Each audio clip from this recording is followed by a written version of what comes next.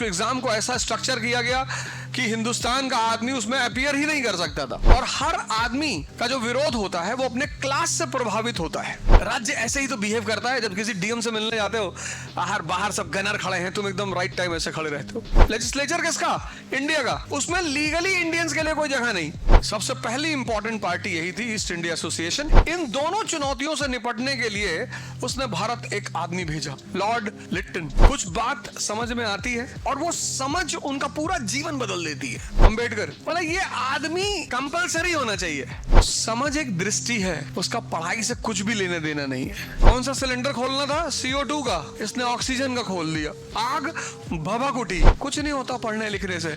इसकी टाइटल थी oven Meredith की। ये इंग्लैंड का कालिदास है। नेशनल मूवमेंट की कहानी पढ़ रहे हैं और कहानी की शुरुआत होती है 1858 के एक्ट से। भारत पर अंग्रेजों का जो शासन था वो दो पार्ट में डिवाइडेड होता है। एक 1757 से 1857 ये कंपनी का पार्ट है, ईस्ट इंडिया कंपनी यहाँ पे रूलर है। और 1857 से 1947 ये क्राउन का पार्ट है। रिवोल्ट ऑफ 1857 के बाद ब्रिटिश पार्लियामेंट ने एक्ट ऑफ 1858 पास किया। ईस्ट इंडिया कंपनी का रूल खत्म हो गया और इंडिया सीधा ब्रिटिश क्राउन के कंट्रोल में आ गया। 1857 का जब रिवोल्ट हुआ तो जो एजुकेटेड मिडिल क्लास था उसने विद्रोहियों का साथ नहीं दिया। एजुकेटेड मिडिल क्लास का मतलब है राजा राम मोहन रॉय जैसे लोग। उस वक्त राजा राम मोहन रॉय थे नहीं, उनकी मृत्यु हो चुकी थी, लेकिन चूंकि आपने राजा राम मोहन रॉय का नाम सुना है इसलिए राजा राम मोहन रॉय जैसे लोगों को एजुकेटेड मिडिल क्लास कहा जाता था। इन लोगों ने विद्रोहियों का साथ नहीं दिया। इन्होंने कहा कि अगर विद्रोही जीत जाएंगे तो इतिहास की धारा को उल्टा घुमा देंगे। इस पीरियड में क्या क्या पैदा हुआ? इस पीरियड में मॉडर्न इकोनॉमी पैदा हुई, इस पीरियड में मॉडर्न एडमिनिस्ट्रेशन पैदा हुआ, इस पीरियड में मॉडर्न एजुकेशन पैदा हुआ। ये सब पैदा हुई इस पीरियड में। इस पीरियड की सबसे खास चीजें हैं ये। यही पीरियड है जब पुराना खत्म होने लगा और नया पैदा होने लगा। नया में क्या पैदा हुआ? मॉडर्न एजुकेशन पैदा हुआ, मॉडर्न एडमिनिस्ट्रेशन, ये जो तुम आज ब्यूरोक्रेसी के लिए लड़ने जा रहे हो यही पैदा हुई। मॉडर्न इकोनॉमिक स्ट्रक्चर पैदा होना शुरू हुआ। तो इस एजुकेटेड मिडिल, और ये जो एजुकेटेड मिडिल क्लास है ये इसी मॉडर्न का हिस्सा थे, इसी की वजह से ये पैदा हुए थे, एजुकेटेड मिडिल क्लास। तो इनको लगा कि अगर अंग्रेज हार जाएंगे तो ये विद्रोही इतिहास की धारा को पीछे कर देंगे, फिर से पीछे घुमा देंगे, हम दोबारा वही मिडिल एजेस की तरफ बढ़ जाएंगे। इन्होंने साथ नहीं दिया। अब इन्होंने साथ नहीं दिया, बड़े खुश भी थे कि अब हम क्राउन की प्रजा बनेंगे, ब्रिटिश क्राउन। अभी तक किसके थे? कंपनी के। अब इन्होंने सोचा हम ब्रिटिश क्राउन की प्रजा बनेंगे, और जब हम ब्रिटिश क्राउन की प्रजा बनेंगे तो हमें वो सारी सुविधाएं मिलेंगी जो ब्रिटेन के लोगों को मिलती हैं। लेकिन 1858 के एक्ट ने इनको बहुत दुखी किया। ये बहुत दुखी हुए, निराश। सिविल सर्विस के एग्जाम में कोई हिस्सेदारी नहीं मिली। उसको एग्जाम को ऐसा स्ट्रक्चर किया गया कि हिंदुस्तान का आदमी उसमें अपीयर ही नहीं कर सकता था। सबसे बड़ी बात, एग्जामिनेशन सेंटर कहां था? लंदन में, इंग्लैंड में। 90% लोग गरीब, horse riding compulsory, Latin compulsory. तो ये बड़े निराश हुए, और जब ये निराश हुए तो इन्होंने विरोध करना शुरू किया। और हर आदमी का जो विरोध होता है वो अपने क्लास से प्रभावित होता है। ये कौन है? एजुकेटेड मिडिल क्लास है। ये जो सोसाइटियां हैं अच्छी अच्छी, जहां डॉक्टर्स रहते हैं, इंजीनियर्स रहते हैं, प्रोफेशनल्स रहते हैं, तो जब इनमें झगड़ा होता है तो गोली नहीं चलती, गोली ठेकेदारों के बीच में चलती है। भाई सोसाइटी में झगड़ा किस बात का होता है? कि तुम्हारा कुत्ता देखो हमारे बच्चे को दौड़ा लिया, तुमने गाड़ी पार्क कर दी हमारी पार्किंग में। सोसाइटी के झगड़े यही तो है। तो सोसाइटी के झगड़े में कौन इन्वॉल्व है? Educated middle class. वो बहुत डरता है। किससे? जेल से, पनिशमेंट से। सजा हो गई, नौकरी चली गई। ठेकेदार की कौन सी नौकरी है? कितनी विपरीत लाइफ होती है। ठेकेदारी और एजुकेटेड मिडिल क्लास। ये ठेकेदार नहीं है, ये एजुकेटेड मिडिल क्लास है। तो इन्होंने क्या किया? ऑर्गेनाइजेशन बनाना शुरू किया। मद्रास महाजन सभा, पूना सार्वजनिक सभा, ऑर्गेनाइजेशन, पॉलिटिकल ऑर्गेनाइजेशंस। वो पिक्चर देखी है घातक? तो जब सबकी दुकानें कातिया गिराने के लिए भेजता है तो सारे दुकानदार क्या करते हैं? ग्रुप बना के उसके घर जाते हैं। 10-12 लोग साथ में जाते हैं। उसके घर पहुंचते हैं, चीता निकल के आता है बाहर, सब डर जाते हैं। कहता है बुलावा लेकर आया है, मालिक ने याद किया है। राज्य ऐसे ही तो बिहेव करता है। जब किसी डीएम से मिलने जाते हो, बाहर सब गनर खड़े हैं, तुम एकदम राइट टाइम ऐसे खड़े रहते हो। तुम जब किसी बैंक के क्लर्क से मिलने जाते हो तो तुम टेंशन में नहीं होते, तुम कहते ही हो कि अरे क्लर्क है बैंक में, आओ, डरो नहीं, आओ। लेकिन जब तुम किसी डीएम से मिलने जाते हो तो तुम्हारी खुद की हालत बहुत खराब होती है। तो ये समझ लो कातिया, ये कातिया, और ये एजुकेटेड मिडिल क्लास, वो 10-12 दुकानदार। तो इन लोगों ने बेचारों ने मिलकर संगठन बनाया कि बाबूजी हमारी आपकी प्रजा है, बाबूजी आपकी, आप राजा हैं हमारे। इन लोगों ने कहा रुको यार, थोड़ा सा टेंशन चल रहा था, विद्रोह दबा रहे थे, अभी थोड़ा सा रुको, तुम लोग कुछ ना कुछ तो देंगे ही। तो फिर दूसरा एक्ट आया 1861। इस एक्ट ने इनको दुखी किया। इस एक्ट से ये एकदम घोर निराशा में चले गए कि अरे भैया इनसे कुछ ना मिलने वाला। लेजिस्लेचर बनाई। सबसे बड़ी खास बात इस एक्ट की, लेजिस्लेचर, विधायिका, 3 ऑर्गन्स ऑफ द गवर्नमेंट है ना, एग्जीक्यूटिव, जुडिशरी, लेजिस्लेचर। यहां लेजिस्लेचर बनाया, पर लीगली उसमें इंडियंस के लिए कोई जगह ही नहीं। लेजिस्लेचर किसका? इंडिया का। उसमें लीगली इंडियंस के लिए कोई जगह नहीं। अब आज की डेट में तुम्हारी पार्लियामेंट में सारे जापान के संसद आके बैठ जाए तो तुमको दुख होगा कि नहीं होगा? और फिर यहीं पर सबसे पहली पॉलिटिकल पार्टी बनी ईस्ट इंडिया एसोसिएशन, 1866 दादा भाई नेहरू जी ने बनाई। सबसे पहली इंपॉर्टेंट पार्टी यही थी, ईस्ट इंडिया एसोसिएशन। ये बनी कहां? लंदन में। दादा भाई नेहरू जी ने बनाया। और दादा भाई नेहरू जी ने इसलिए बनाया कि हम अंग्रेज संसद को ये बताएंगे, ब्रिटिश संसद को बताएंगे साहब हम आपकी प्रजा है और हम परेशान है साहब। उन्होंने कहा कि शायद ब्रिटिश संसद को हमारी दशा के बारे में जानकारी नहीं है। अब ब्रिटिश संसद में जाना है तो चुनाव लड़ना पड़ेगा। तो लेबर पार्टी से चुनाव लड़ा उन्होंने। कहां से लड़ा? फिंसबरी से। और फिर वो पार्लियामेंट में पहुंचे। किस लिए पहुंचे? ब्रिटिश सरकार को भारतीयों की दशा को अवगत कराने के लिए, बताने के लिए कि साहब हमारी ये कंडीशन है साहब, और आप हमारे राजा हैं साहब, और आप ही कुछ देखो, कुछ करो।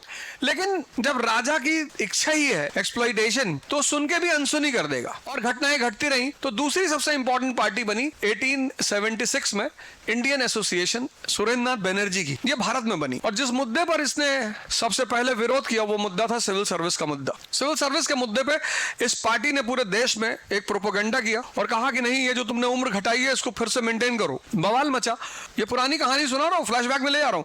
अब ये जो 1870s का दौर था, ये ब्रिटिश गवर्नमेंट के लिए बड़ा चैलेंजिंग था। एक तरफ भारत में नेशनल मूवमेंट की शुरुआत, बिगिनिंग, और दूसरी तरफ यूरोप में न्यू इंडस्ट्रियलाइज्ड नेशंस, नए औद्योगिक राष्ट्र पैदा हो गए। कौन? जर्मनी और इटली। अब दो तरफ खतरा पैदा हो गया ब्रिटेन को। पहला खतरा भारत में नेशनल मूवमेंट की शुरुआत, दूसरा खतरा न्यू इंडस्ट्रियलाइज्ड नेशन, जर्मनी और इटली। इंडस्ट्रियलाइज्ड नेशन पे गौर करना बड़ा इंपॉर्टेंट है। इंडस्ट्री के लिए ऑक्सीजन क्या है? Raw material and market. 1750 में इंडस्ट्रियल रेवोल्यूशन ब्रिटेन में हुआ। 1850 तक पूरी दुनिया पर ब्रिटेन का कब्जा। 1850 के बाद इंडस्ट्रियल रेवोल्यूशन कहां हुआ? जर्मनी, इटली में। वो एक राष्ट्र बन के पैदा हुए। अब उनको भी ऑक्सीजन चाहिए, और सारा ऑक्सीजन किसके कब्जे में है? ब्रिटेन के। तो लड़ाई किससे होगी? अब ये दो चुनौतियां ब्रिटेन के सामने आके खड़ी हो गई। और जीवन मतलब चुनौती। ये तुम तैयारी कर रहे हो ना, ये पढ़ाई नहीं कर रहे हो। तुम जिस दिन एक शब्द समझ जाओगे तैयारी, बस उसी दिन तुम्हारा सिलेक्शन हो जाएगा। जब तक तुम पढ़ाई करोगे तब तक तुम्हारा सिलेक्शन नहीं होगा, क्योंकि ये पढ़ाई है ही नहीं, ये तैयारी है, प्रिपरेशन। तुम यहां आके पढ़ने लगते हो, तुम सोचते हो पढ़ाई करना है, पढ़ाई कर चुके हो तुम। अब दो चुनौतियां, गौर करना, दो चुनौतियां हैं किसके सामने? ब्रिटिश गवर्नमेंट के सामने। इन दोनों चुनौतियों से निपटने के लिए उसने भारत एक आदमी भेजा, लॉर्ड लिटन। 1876, 1880। कौन सी दो चुनौती?